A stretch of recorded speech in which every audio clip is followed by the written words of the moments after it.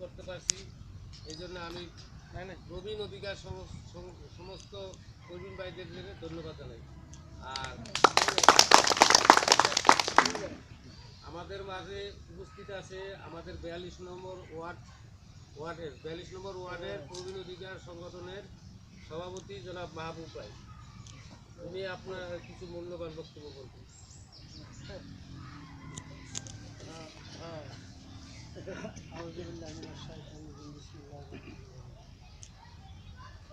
আল্লাহ আমাদের সবার সহায় হোক এই কামনা করে এই সকালবেলা নারায়ণপুর প্রবীণ অধিকার প্রতিষ্ঠার কমিটি আমাদের সামনে যে উপহারগুলো রেখেছে এটা যদিও ছোট্ট যদিও অল্প তাহলে আমাদের জন্য এবং এই গ্রামের জন্য প্রবীণদের জন্য আমি মনে করি অনেক অনেক